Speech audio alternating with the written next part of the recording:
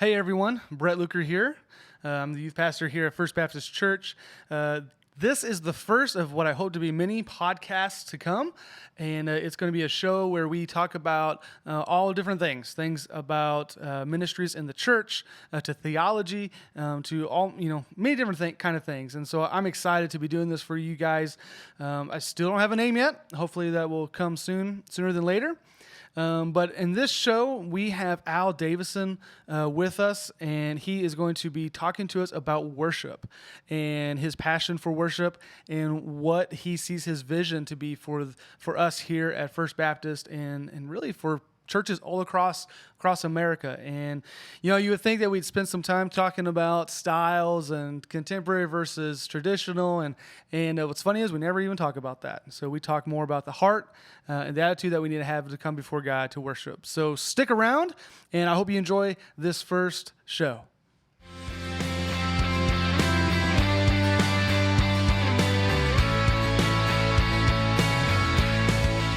So I'm here with Al, and we are going to be talking about worship today.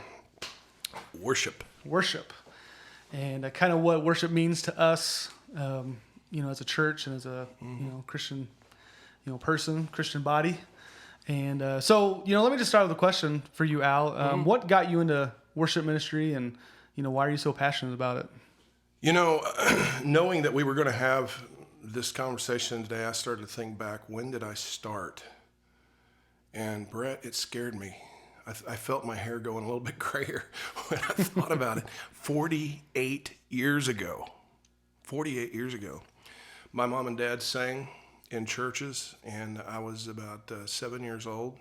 Took 3 months worth of guitar lessons, and then thought I was ready to hit the road. At 7 years old. Mm-hmm. So I was on a platform with my parents, playing and singing a harmony line with them, and that's kind of where it started with me. But I never had an inkling in my mind about being a worship leader. Really didn't have a clue what that even meant. Right. In the early part of my life, and all the way up through for years and years and years, just sang and played in churches and stuff. Never really thought, because when I was younger, worship looked very different than what it does today in most churches, Yeah. So, and honestly, I thought that I was going to do more of, I guess, what you would call performance singing. I did quartets and stuff like that, and I thought that was the direction I was going to go. I never had it in my head I was going to become a worship pastor, a worship leader, definitely not a worship pastor. I never had that thought at all until God literally took me and placed me in that position. I didn't look for it. They came looking for me, and I took it that was God at work, and been going ever since at it. So yeah, no, that's good. Yeah, I think we all can. There's always been times for all of us pastors where we just sometimes we don't know. What we're going to go into. I went to school to be a history teacher. Yeah. And here I am. And the interesting thing is, God unfolds the journey. The one thing that we know that He did say is to go, and if you have a heart that's willing to go wherever He wants you, it's amazing how we oftentimes think that we got to make it happen, because that's what happened to me for decades, trying to make it happen. And I honestly, there were certain groups that I wanted to be a part of, and I chased them, and it never happened. Right. And yet God was directing the path and refining me through all of those ups and downs to take me to the place He has me today. And I look back and I go, wow, I'm glad God was in control, not me. Right. Because I would have been a train wreck. I would have been a real train wreck. Yeah. So. Yeah. Wow. Yeah, I think it's amazing what God can do in our lives, and especially when we're not really quite sure what the plan is or the path it can be. I think that's just so important, that why God's in control, not us. Yeah. And as a guy, we're typically fixers, and we want to have the plans. Well, I find I do anyhow. I have a little bit of an OCD thing we've talked about a little bit. Right. And I want to know what's going on. I want to know what's happening.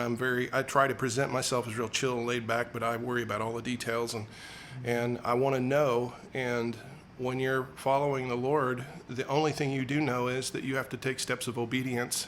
Right. And walk in faith and trust the Lord with all things. and even the difficulties. He's working through those to refine us and define, what our journey is going to look like, and Right. that's what we have to hang on to. Yeah. Well, so you said 48 years, right? 48 years you've been doing worship. How old were you singing. 48 years ago? Yeah, I wasn't born yet, so that's okay. We won't talk about that. All right, let me put my teeth in, and we'll keep going here.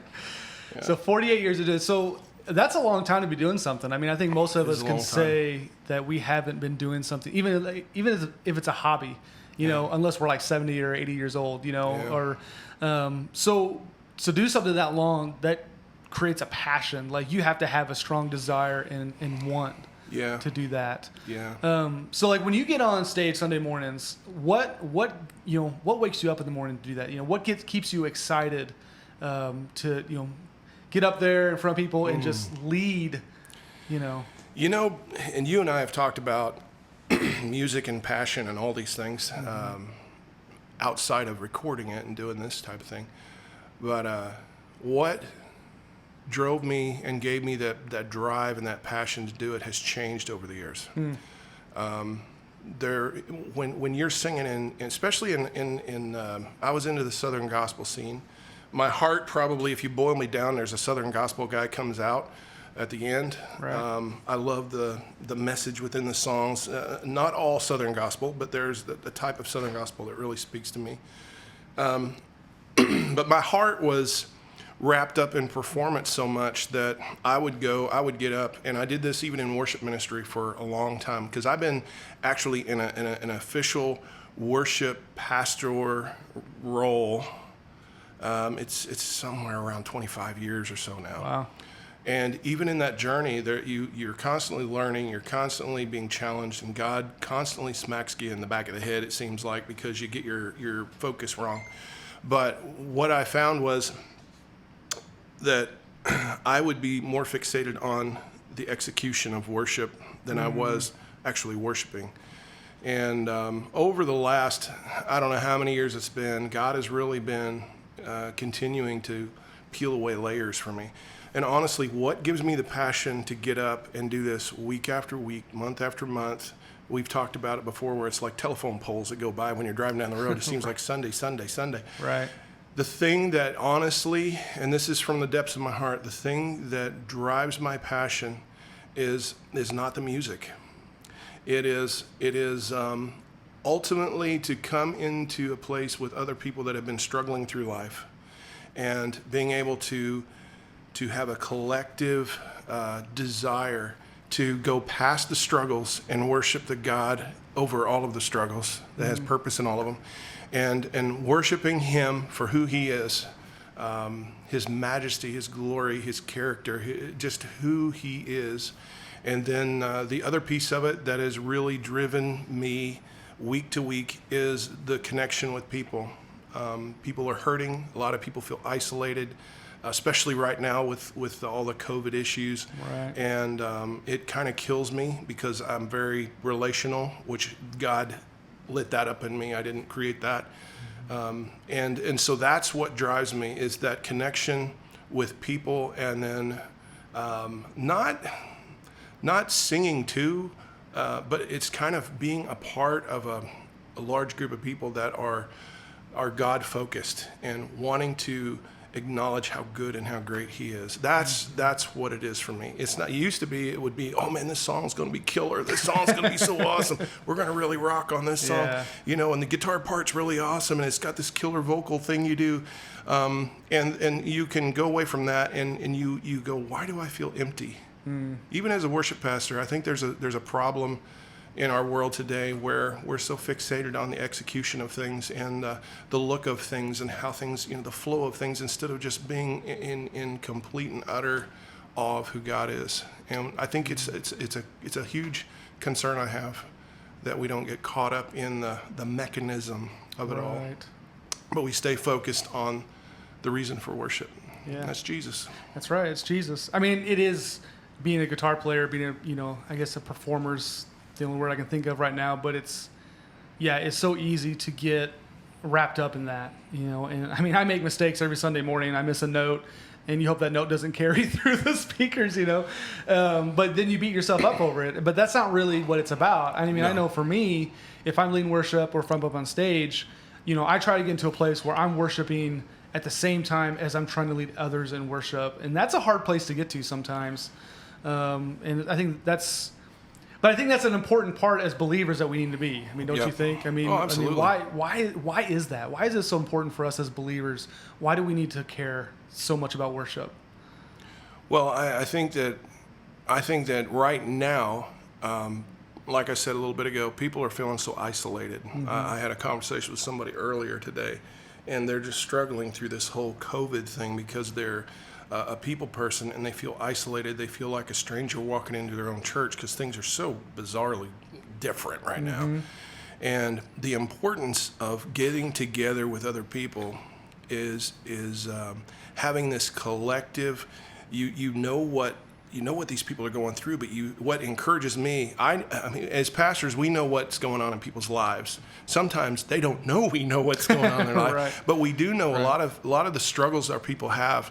And when you see them pushing through that to sing about the glory and the goodness and the grace and the mercy of God, and you see at times you see the tears, you see them, their posture, everything is just in this state of worship. It ministers to me. And so that, if we call it corporate public worship, it is so important. And it also helps us get past the struggle of feeling isolated and alone. And, I'm the only one. That's a trick of the enemy to make us feel those things. Right. And when we come together and we see people that are going through the same things we're going through and they're pushing through, what an encouragement that is. So I think that's a piece of that anyhow. Yeah. No, that's good. I mean, we all need to, every Sunday, obviously we worship, it seems like, corporately on Sunday mornings, but to me, it seems like worship needs to happen like on a daily basis. Absolutely. Romans 12 speaks to that, how, us living as a living sacrifice, that's the spiritual worship that we give to God on a daily basis. Yeah. And I'm sure, as some of you probably listen to this right now, you probably, ride around in your car, jam into your music or whatever. But man, there's so many times where I just have moments of worship just in my car. Yeah. I'm just listening to a song or something that comes up, if I'm dealing with something, and then that song just hits me. One of the difficult things that I've found as a worship leader is that struggle, and you see a lot of articles about this, you hear a lot of podcasts about this. The church is not singing anymore. I've talked to a lot of people that don't sing, and I've asked why. And I'm curious because I'm one that won't sing if I'm in the congregation, and there's a reason why I don't often. Sometimes I do, but most of the time I don't.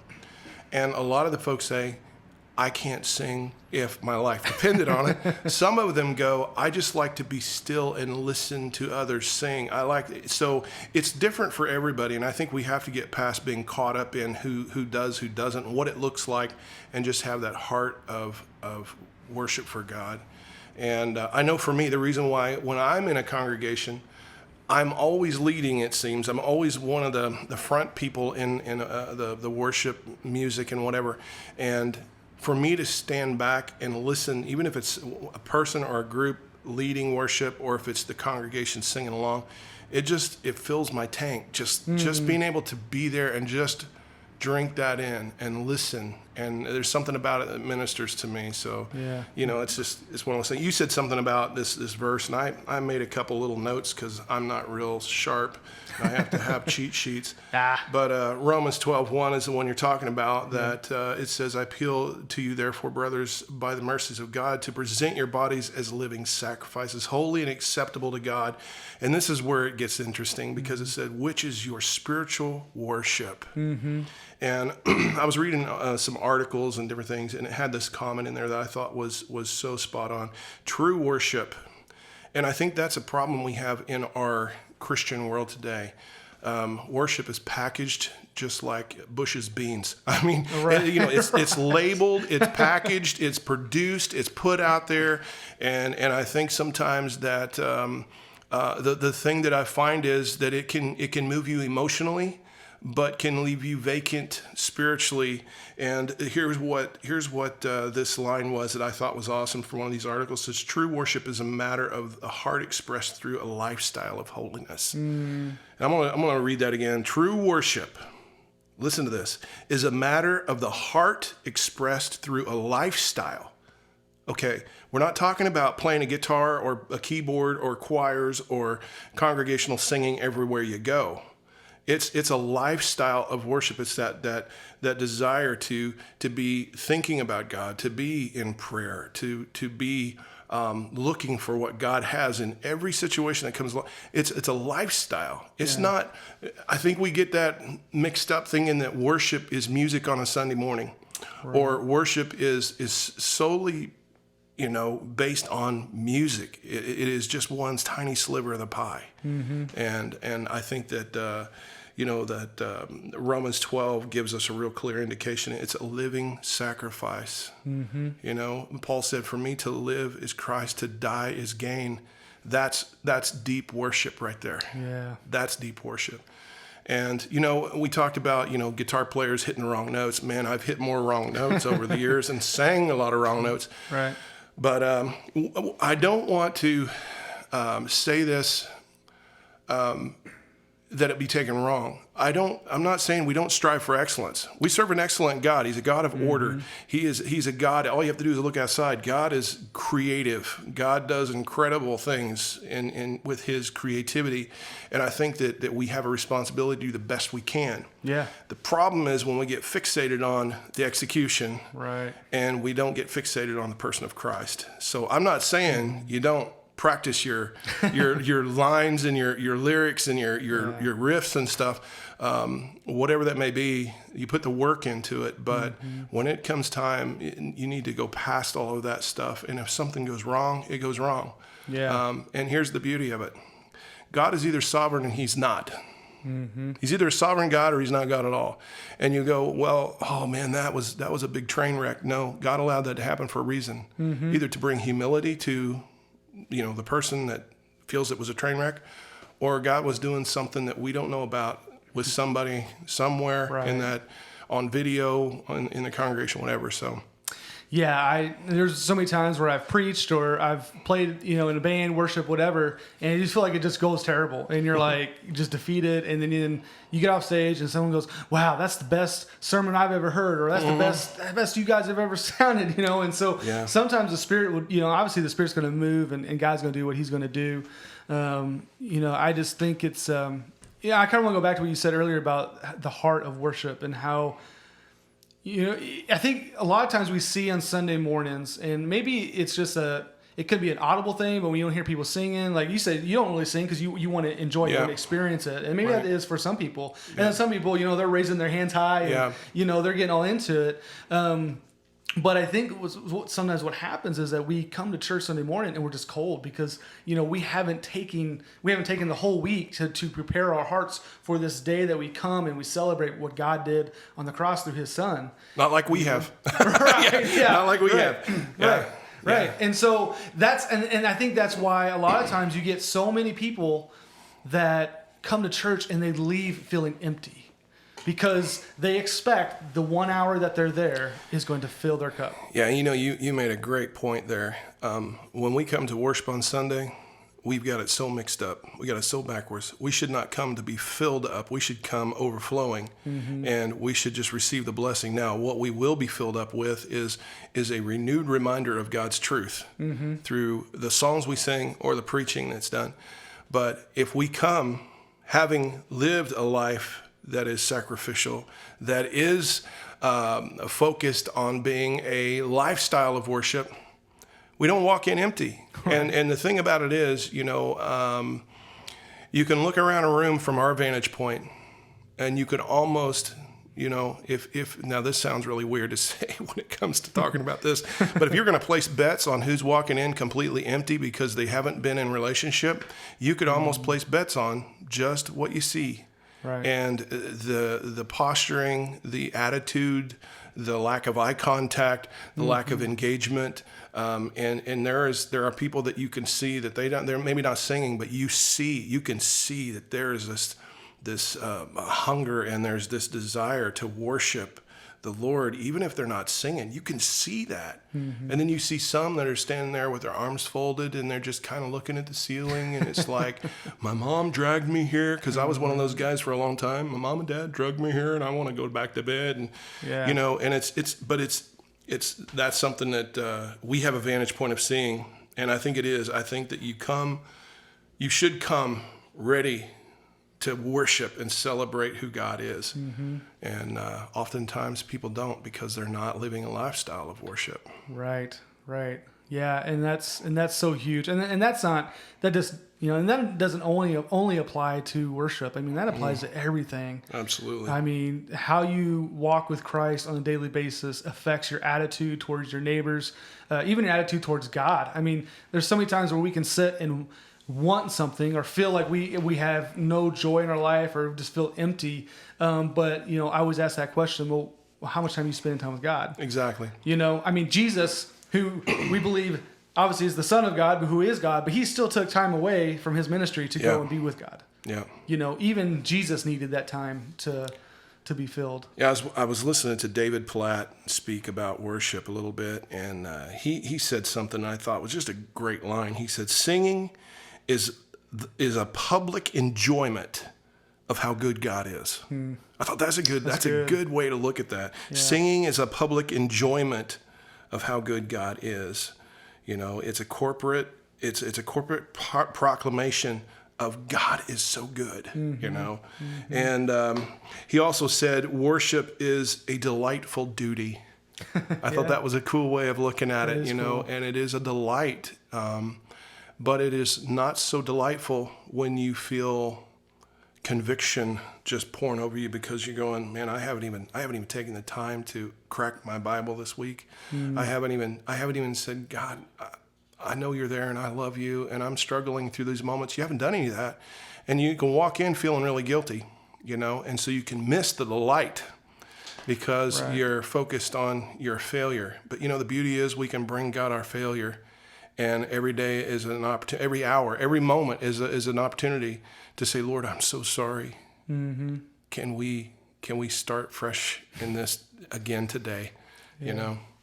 That's good. It's funny you mentioned that. I was reading an article this morning talking about that very thing. It was an article by Tim Challies, and he was talking about what his daily struggle is. And sometimes your daily struggle may be, you know, not knowing enough or maybe not saying the right things. But he said his daily struggle is not making what is mine in Christ. And what he means by that is remembering what Christ did on the cross for him and what we have to live up to.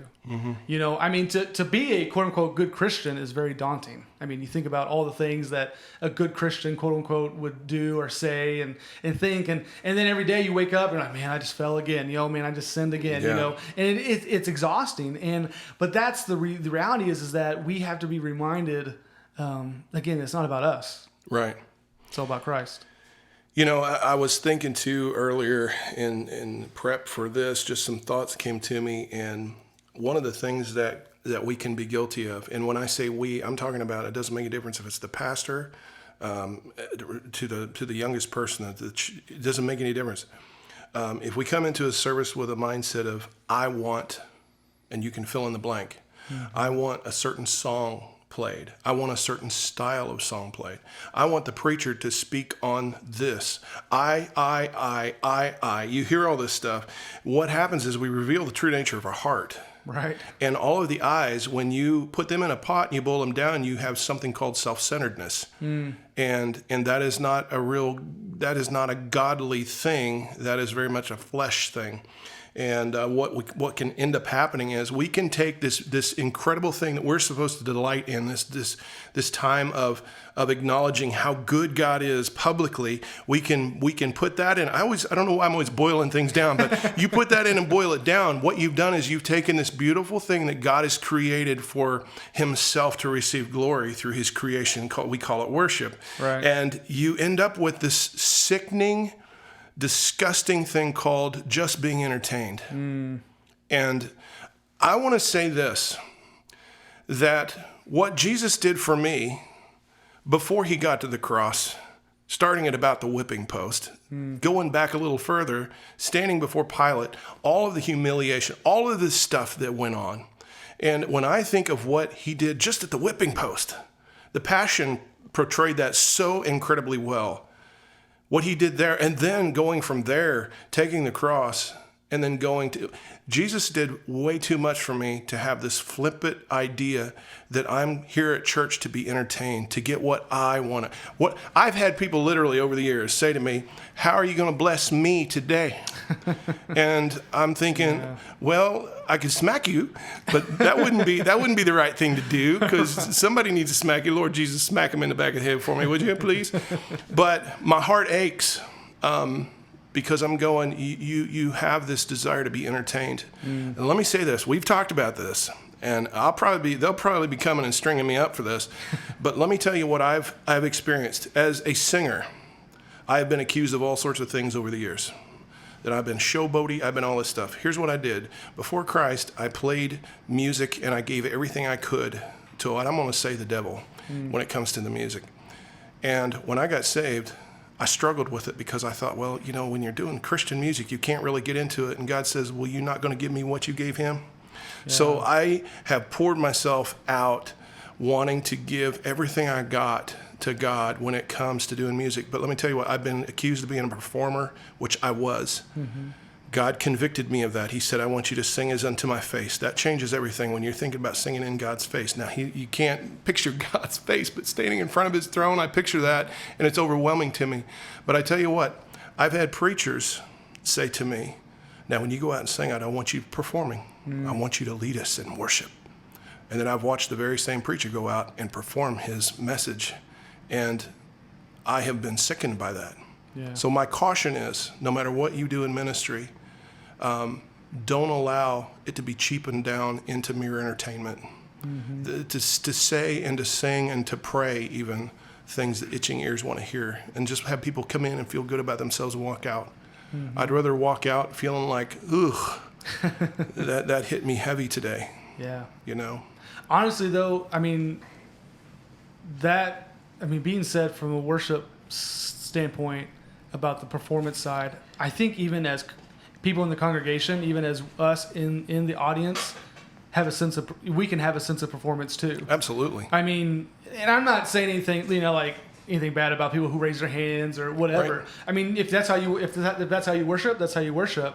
But I think there are sometimes people get in their head that if I don't raise my hand up high, then no one's going to see me. Right. You know what I mean? Or maybe I want that attention. Maybe I do want someone to go, man, you were really worshiping today. Mm-hmm. I think we can make a performance out of anything. Yep. Whatever it is. But again, it goes back to the simple point that it's not about us, and it's all about God. But I hope that's an encouragement to everybody that's listening here that, it's absolutely even as us as worship pastors, we struggle with this very, very same thing. Mm-hmm. It's just... Absolutely. Tough. You don't, I have experienced this firsthand, churches I've been in, and I remember somebody was very excited in their worship, and, their hands are raised, and they're just bopping, and they're just enjoying themselves, and then I happened to see them in a store where they were cussing the checkout lady. Oh, wow. People are watching, and the Jesus they're going to see might be in you or me.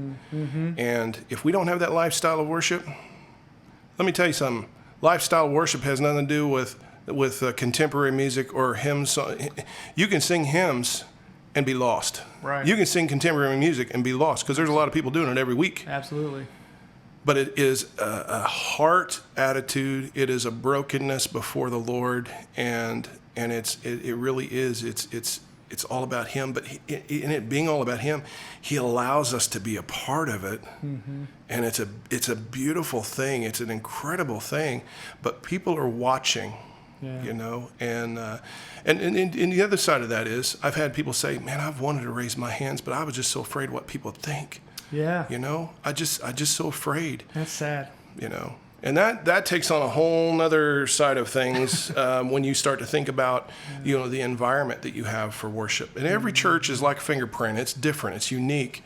And, one of the things that we do here, I'm not into big light shows and all that stuff. Now, for some churches that are small, they come here, they're going to think that it looks like, matter of fact, recently somebody came here and I overheard them. It was a wedding. They'd never been here before, and they go, well, they've seen the drums, they've seen how we have things set up, and they go, What is a rock and roll show going on here?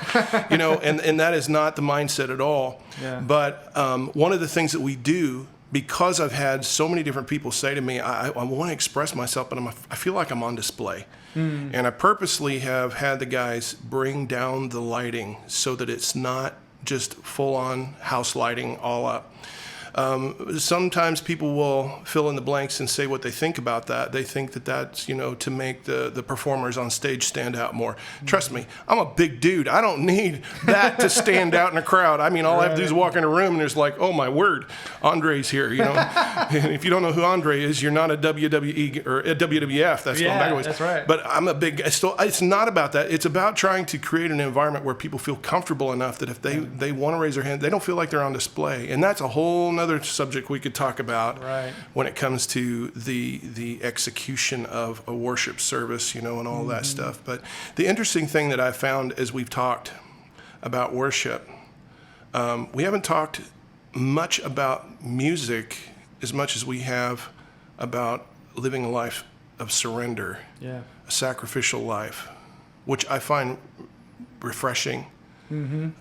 Because you can talk about songs and styles and all these things, and I think that the enemy loves it, because if we talk about styles and the issue that I've seen, because I've been in that going from very traditional to more contemporary, I've been on that wave, right? And people get so hung up in that, and I really believe the enemy loves that, because if we're talking about those things, we're not talking about what true worship is. And that's living a sacrificial life, a life that is willing to say, Lord, here I am today. Take me, use me. The things that I want, I'm willing to lay them down for whatever it is you have for me to do. That's a lifestyle of worship. Yeah, that's a good word. Yeah, we haven't talked about styles or anything at all. No. I mean, I don't think we need to. I mean, I think you said I think the enemy he divides us through music styles, and I mean that's Yeah, and here's the thing. I was thinking about this earlier. If I come, I'm going to use myself. If I come into a worship service, and if my heart is that no matter what happens, I've come to acknowledge him for who he is. I've went to churches where they sang every song. I'd never heard them before in my life. And I've been to some churches where all you could hear was the kick drum and the bass, and you could hardly tell what anybody was singing. And I'm going, Lord, I have no idea what they're doing, but I'm thanking you for who you are. Go in with a heart of worship. But at the same time, there are some of the old songs that were penned, like "It Is Well With My Soul," "Great Is Thy Faithfulness," that I believe are still just as relevant and should be used. But here's the thing, and this is what we do here when it comes to worship. I feel like my role is to be a pastor, the teaching pastor, lead pastor, senior pastor, whatever one of those names you want to put on it, is to be a wingman. And what I mean by that is, and this has been a learning process for me over the last number of years, we are to support the message that God has given the one called to proclaim the word and the truth. And so what we really try to do here is try to do songs that are going to support that. And not, because we've been guilty of just doing songs that people like to hear. And I don't believe that is doing a great service to our people. And because it's a new song you don't know, look at that lyric, because we're not picking songs just out of a hat and going, well, let's throw it against the wall and see if it sticks. There have been times in the past when we've done that because we felt the pressure to be pleasers of men more than pleasers of God. But as we are called to be pleasers of God, not men, the reality of trying to do music, songs lyrically that speak truth, that supports the spoken word, that's what we're trying to do here. And I'm full in on that. And some of that is a stretch for me sometimes, because it's really hard, with some of the topics that pastors have. But then you have what I call general worship songs that just speak of how great He is, you can go that direction, but you try to weave that together through the power of the Spirit. You can try to do it in your own strength, and it's a train wreck, because I've been down that road too. Right. But God still uses it. So yeah. Well, man, we've talked a lot about different things. What worship is, what it looks like, kind of where your heart is, and and everything. So if we were to kind of sum up here with this last question about what is the vision for worship for First Baptist? Well, if I were to put it as simply as possible, it's it goes way beyond music. Mm-hmm. It goes way beyond music. Music, like I said, is such a small slice of that pie. If we can help our people to grow in their relationship with the Lord through song, through the corporate times of prayer, through the Word, all of it it's not separate buckets. It's all one bucket. It's all worship. It's that lifestyle worship. My goal specifically, is to come alongside of people and help them grow in their walk, their faith, their trust of the Lord, and encourage them to keep their eyes on the Lord. And sometimes the songs we sing, there might be a hook in that song, my fear doesn't stand a chance when I stand in your love. Right. It's like sometimes during the week you're up against something, and that, man, my fear doesn't stand a chance when I stand in your love, Lord. Man, I thank you for that.